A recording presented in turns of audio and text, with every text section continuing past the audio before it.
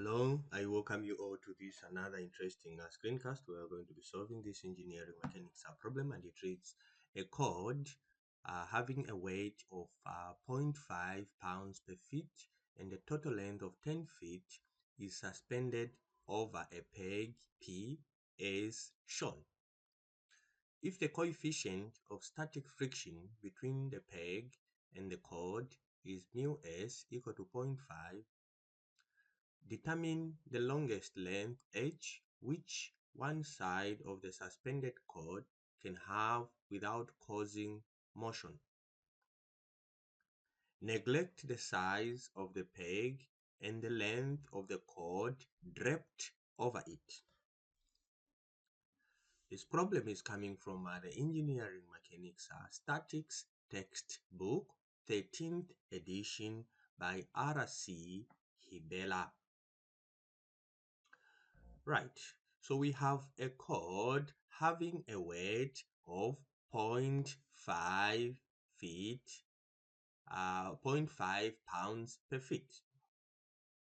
So we have W, the weight of this particular is the unit weight, if you want to call it that way. Okay, so the unit weight of this is equal to W equal to zero point 0.5 pounds per feet, and the length of this particular cord is 10 feet. Then they've mentioned that, because I know we may get worried because of this. You've seen this cord that is in contact with this particular uh, peg. You've seen this peg. We have this cord that is in contact with this peg. We may get worried to say, what are we going to do with that length? We have been told that we neglect the length of the cord that is in contact with the peg. So we are assuming as if this particular peg is just like a very small infinitesimal dot or point, so much that its length over it is negligible. So, and again, the size of the peg, we are being told to neglect it. Again, we are assuming as if it is just an infinitesimal point, that will not affect the length of the cord. So, having said that, we've been told that one length of this cord is h. The other length is unknown, but the overall length is 10. So let's redraw this and then begin to solve. So this is our peg, and then we have a cord in green that is in contact with this peg. So we have one length like so, and then we have another one coming down maybe up to that length, and then the length of one side of this cord is h. Therefore, the length of the other side is going to be the whole length itself, L minus H, which is equal to 10 minus H. Is that fine? So let's call this point here where we're going to have the total weight as, or the equivalent weight as a, let's call it B. Then let's call this point A. Please, you need to remember that we are neglecting the size of the peg and the length of the cord that is in contact with the peg. And the reason we are doing that is we do not want to, we still want to maintain the length of the cord as 10 meters, at 10 feet rather. So At L, let's assume we are going to have the total weight that we are going to call, or the total tension we are going to call TA.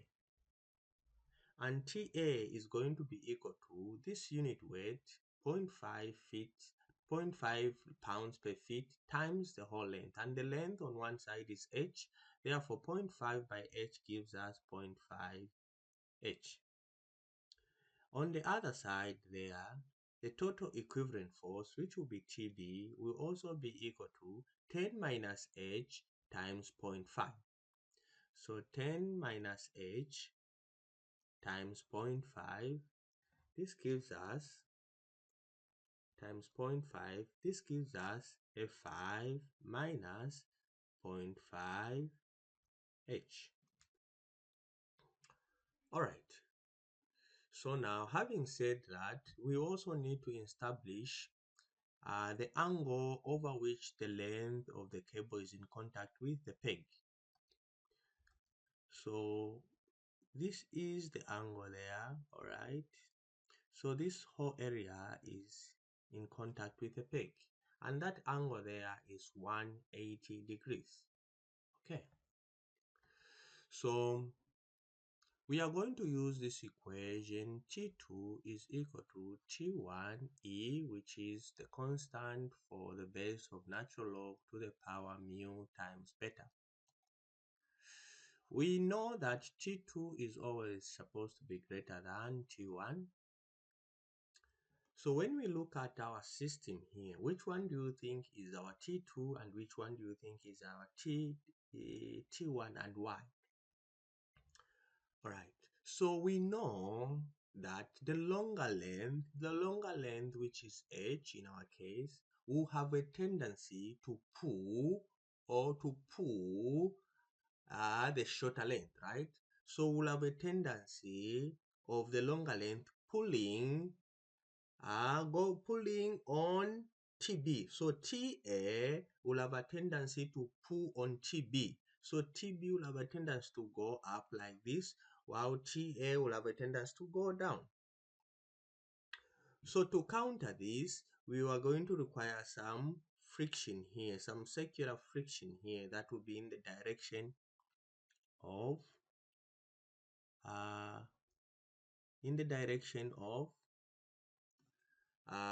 TB. And because TA has a tendency of pulling on TB, therefore our T2 is equal to TA, which is equal to 0.5 H. And if this is our T2, therefore our T1 is equal to TB, which is equal to 5 minus 0.5 H.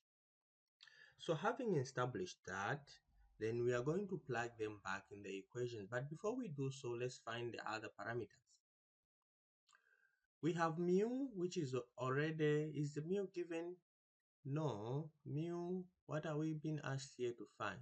Determine the longest length, right? Mu has been given as mu s, which is equal to 0.5.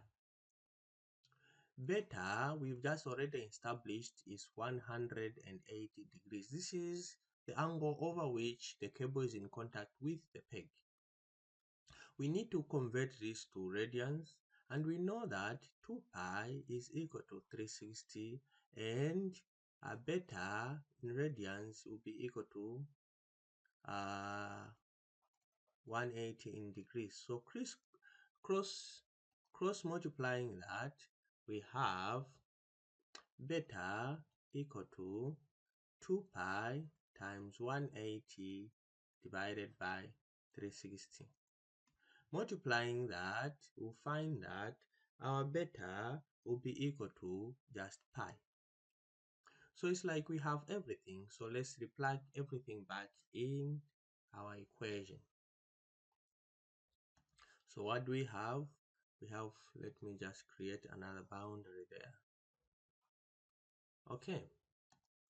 So what we have, T2 we said is 0.5H. So 0.5H is equal to 5 minus 0.5 h everything times to the power mu, which is zero point 0.5 times pi. Okay, like so. All right, so there we go. So then let's work on this particular problem. So expanding this and remultiplying it, we have expanding it rather, 5h, okay, will be equal to 5 e to the power 0.5 pi minus 0.5h e to the power 0.5 pi. Okay, and um,